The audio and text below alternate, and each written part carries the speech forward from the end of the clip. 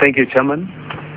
Like I said before, it is very interesting to listen to a senior counsel of a caliber of Ngati. This is, like you said, we are in a new dispensation, and the whole truth needs to be told about this saga.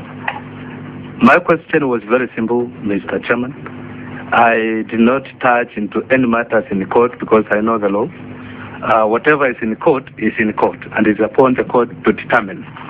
And as we have heard from Mr. Ngatia, it is that true there is matters in the court. And my question was very clear. Are we, in which country are we? If there is a matter in the court, who are we to go and eject people while there is a matter in court? Number two, Mr. Chairman, I like the way Mr. Ngatia presented himself. But he forgot to tell us one thing.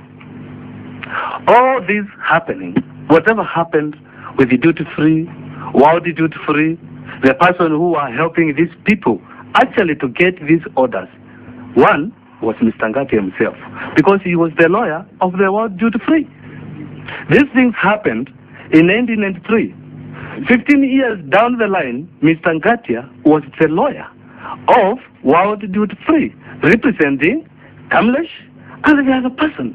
And all this happening, it happened in his eyes. These letters he brought here, they were not written yesterday. They were written 1993, 1998.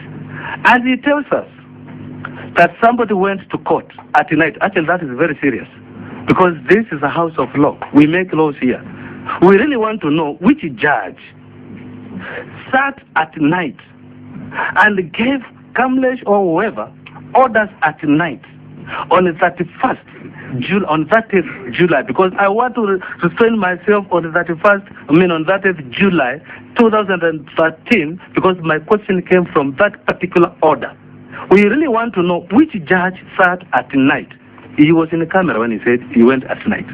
So we really want to know which judge gave orders at night. And if he is telling us the truth, that judge or whoever must also be summoned to tell Kenyans, because this is the interest. I'm not interested with the Kamlesh pattern. I'm not interested with the world duty free. I'm interested with 600 Kenyans who lost their properties out there. Two, Mr. Chairman, it is the responsibility of the House to take care of Kenyans and to take care of country as in general. We are told during that whole saga, the Kenya government stands to lose 700 and something million in terms of taxes.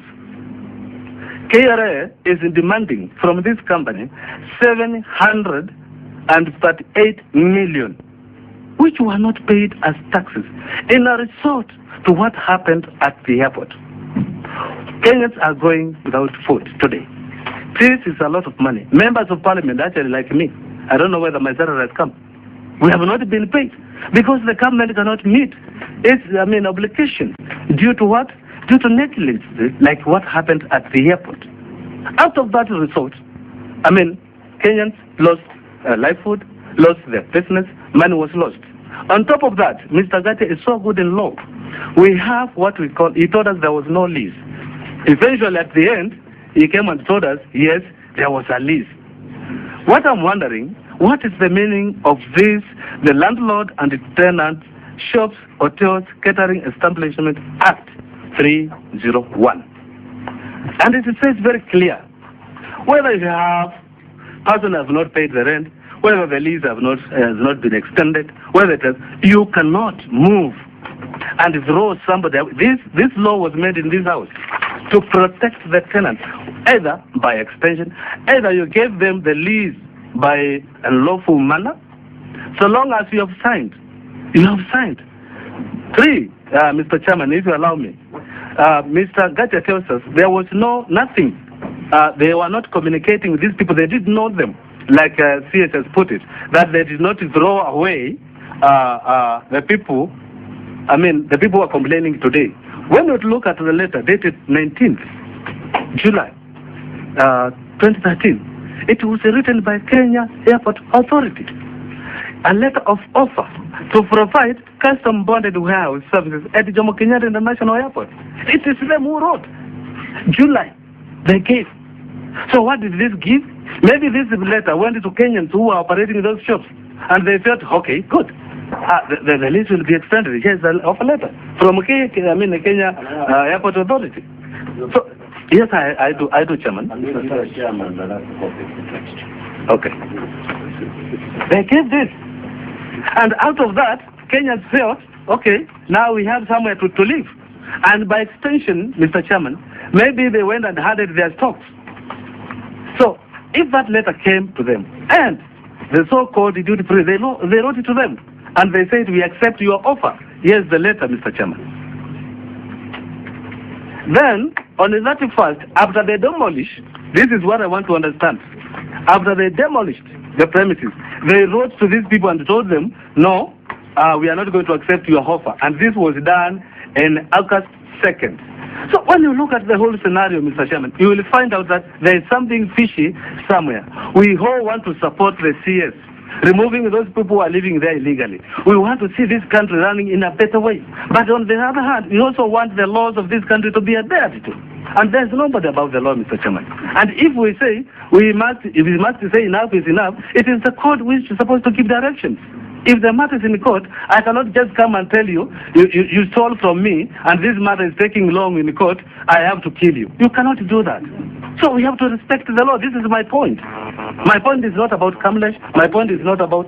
I have a lot, Mr. Chairman, but I don't think the time is allowing me. Could I perhaps first answer? Could I perhaps...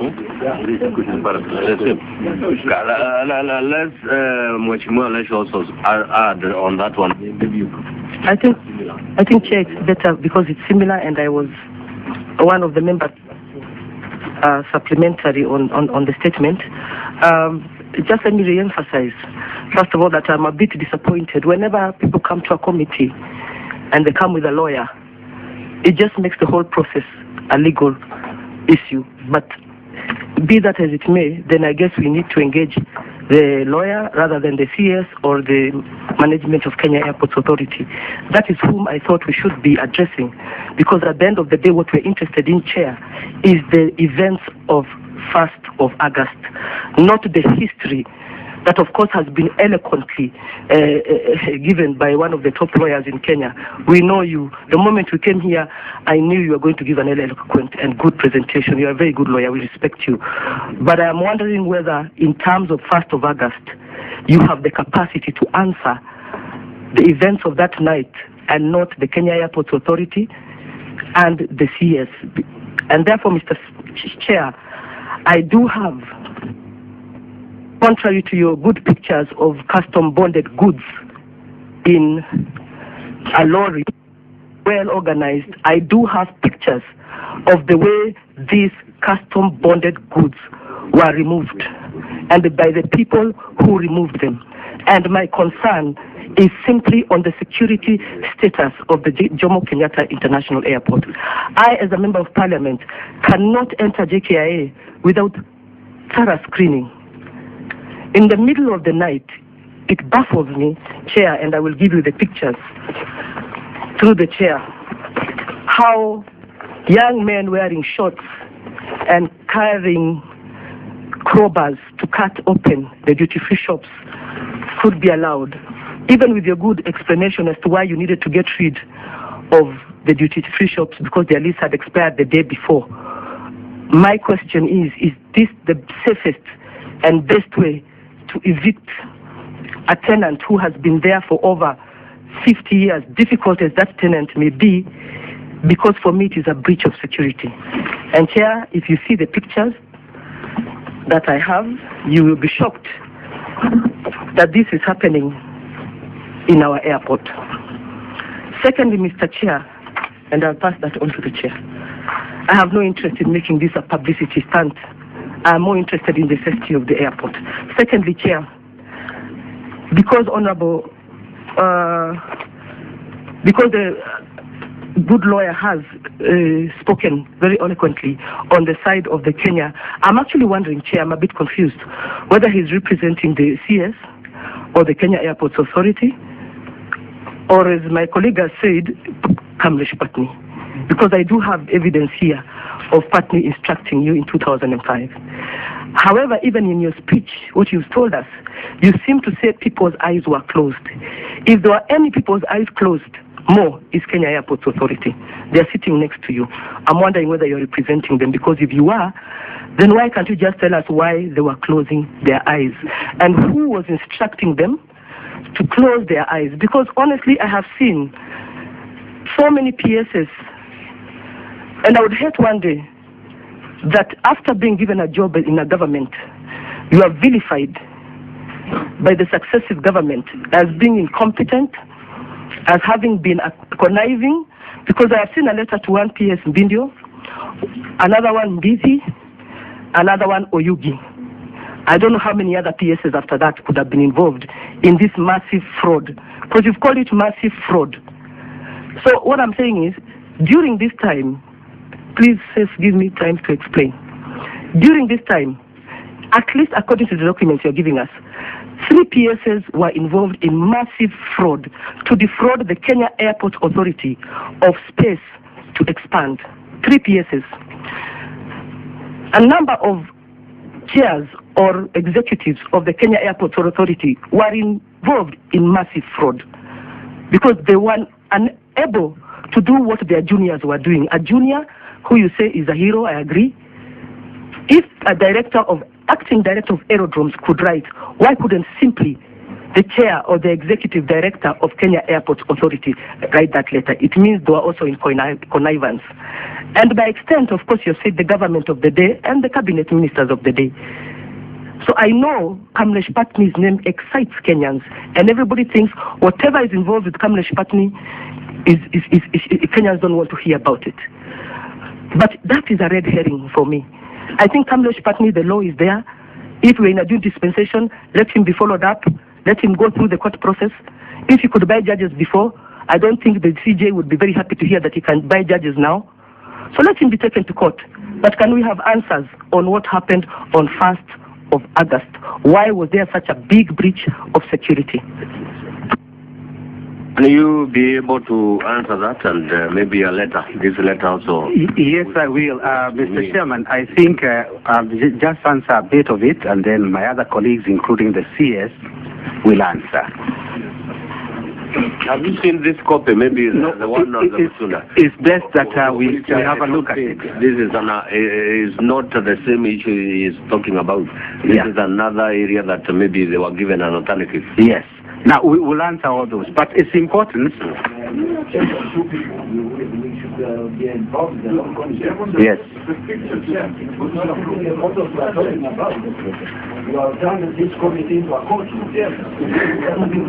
No, yeah.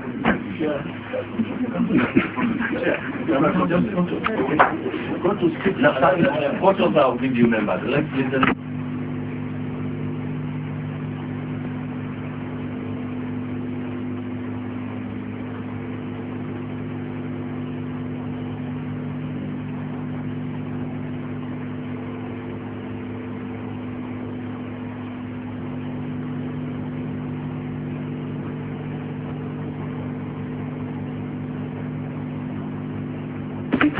Yes, sir.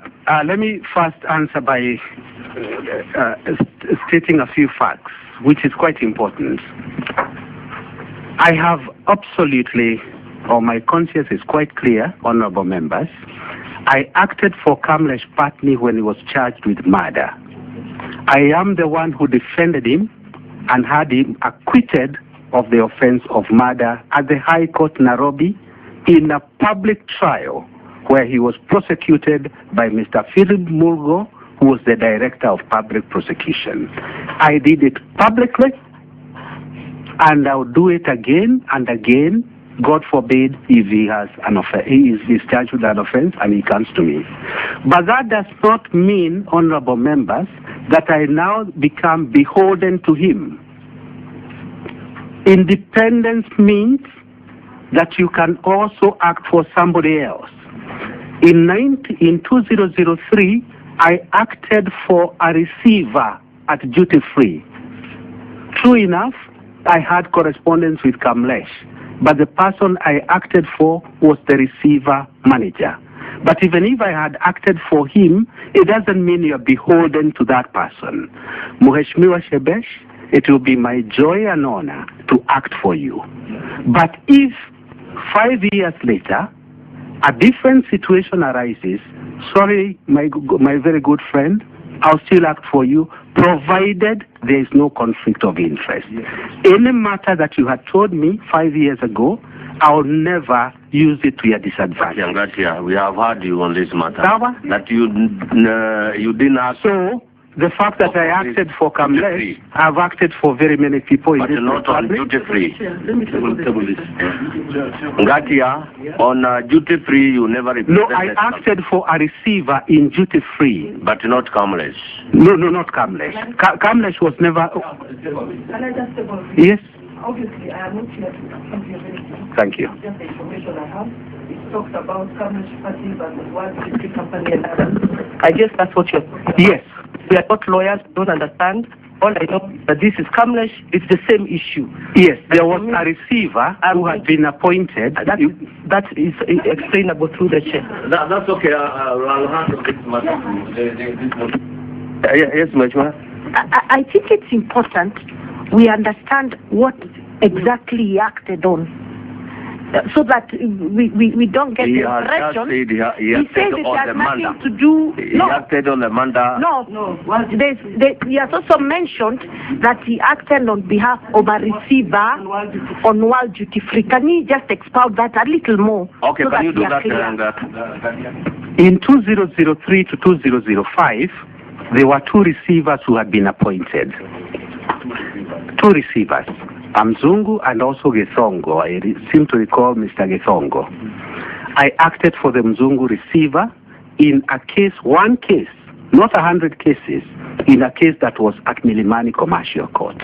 I do recall acting for a receiver manager of World Duty Free.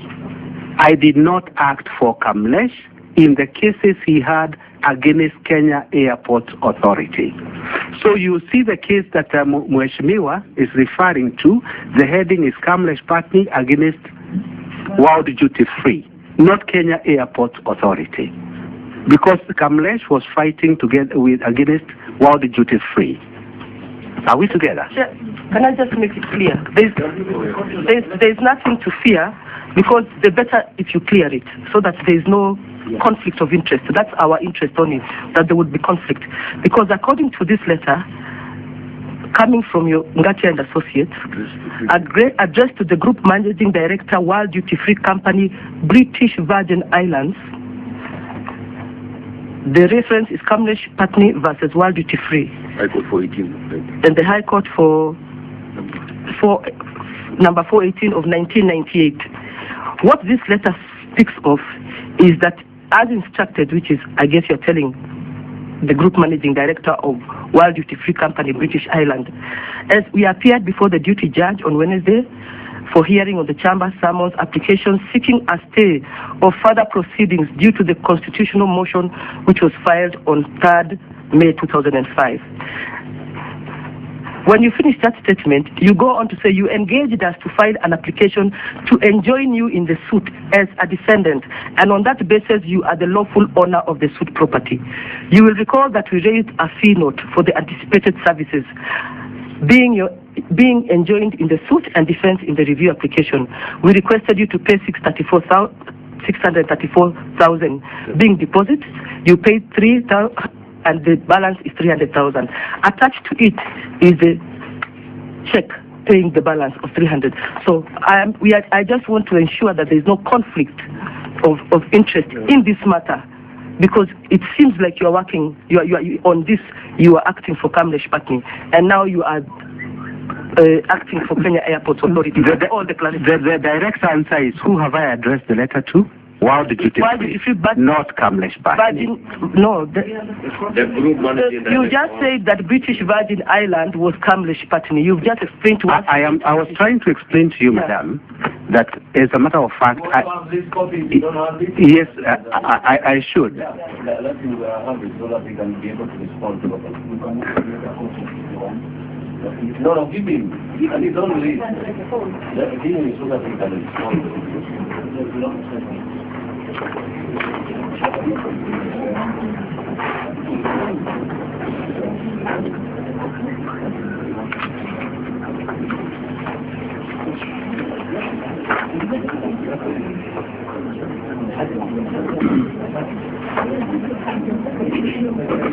Let's have 1 minute. Let's not have like over another minute. Let's have 1 minute.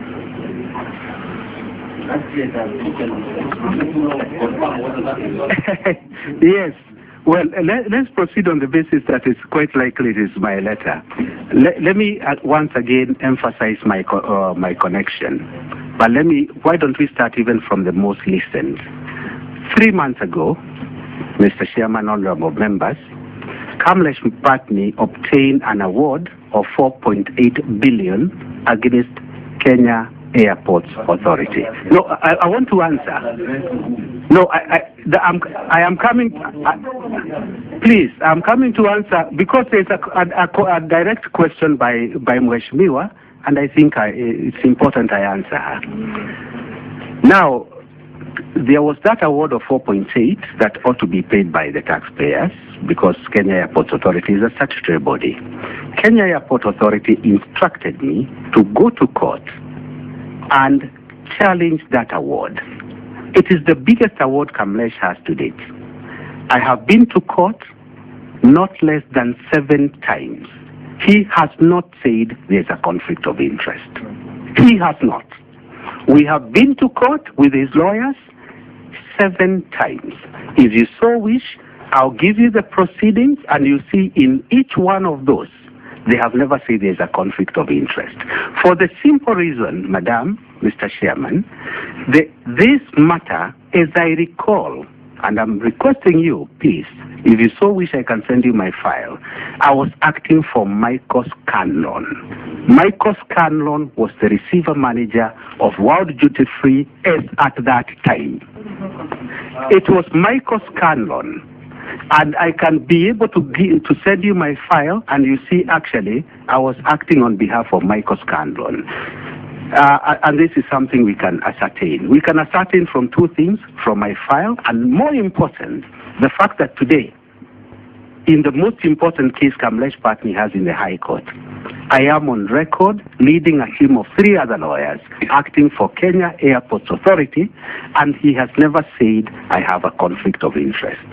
So given the question from an honorable member and from the person I could be in conflict with, I think the evidence that Kamlesh or his lawyers have not said I have a conflict should be more credible than, say, a suggestion that there is a conflict. Can we move?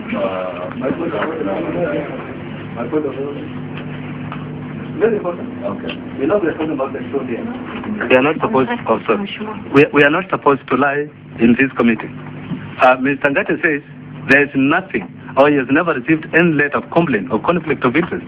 I have a letter which was written to him, and also was written to Managing Director, Kenya Port Authority, on 6th August. By the time that you removed the staff at the airport, were there order given by the court? Was there in order? Because this is what we want to know. Whether there was order prohibiting you to do it? The direct answer, and I hope honorable members will give us a hearing, the direct answer is that the order was served on 1st August, because again we have nothing. After action taken? After the action had been taken, okay. And we have the order and we have acknowledged it. The other question, the people you used, can you tell us which people? Which people did you use? Was it the staff of Airport Authority, or you hired the people from outside? With your permission, because I was not involved in the operational part of it, and in taking a hint from honorable member, I think one of my colleagues could answer. I think it's Eric who was in charge of the operation.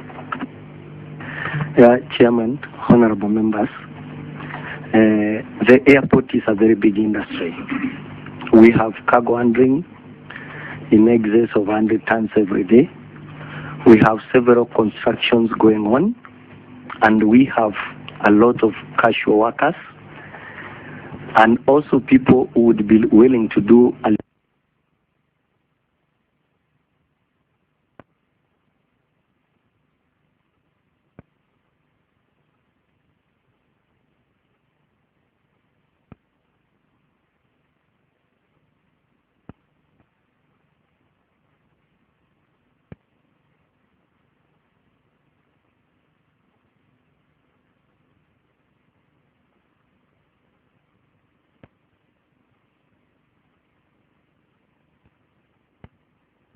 And even if you go there now, you'll see we have cleaners and all that. And therefore, the workforce required, and because we wanted to do it with as little interruption as possible to passenger traffic, was actually sourced from casual workers who have already been operating at the airport. That notwithstanding, we ensured that in every team of a maximum of 10, there was a KIA employee, mainly from security, and we sourced others from a few other departments, including from the headquarters itself, who supervised to ensure that security was not compromised. Prior to starting to work, they were allocated those people, and we actually assembled them and carried out as such, and also afterwards we did the same. And therefore, I would want to say that due diligence was applied, and when I went twice, I never went home the whole of that morning. I satisfied myself that the actual ground managers doing the exercise had carried due diligence and ensured that. Okay, that's fine. Yeah.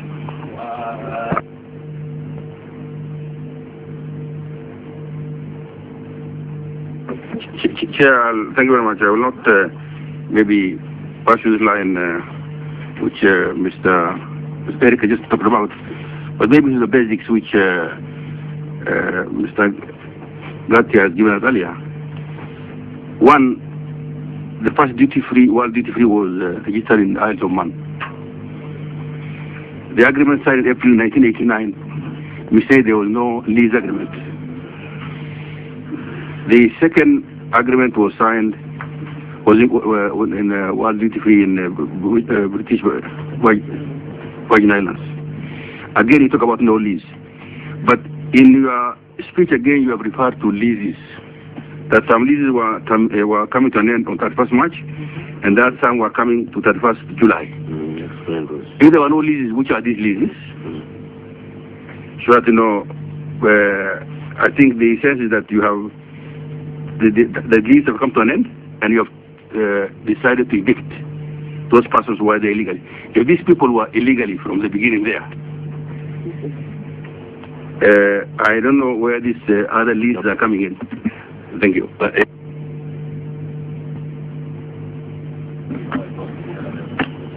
Yes, as I indicated, the time of awakening has come. All that I can point out to you, honorable members, is the facts the way they are. The agreement of 1989 said a lease will be entered into. A lease, as we all know, is an agreement. That was never done. Although it was not done, that agreement of 89 was acted upon as if it is the lease. So it is an engagement being in the eyes or in the mind of the couple being converted to a marriage without the marriage ceremony. After that, they started now renewing a lease that was never entered into. And they went on renewing that. But again, taking a hint from Madame Shebesh, those would be the intricacies that will be dealt with in courts and whatever. For now, all I can do is give you a rundown of everything. But while still at that, Mr. Chairman, it's important that I think my brother, an honorable member, misquoted me or misheard me. I talked of ex parte orders that are issued at all times, even at night. When this order was issued, we do not know because it was ex parte. What we do know, it is that it was ex parte and the order was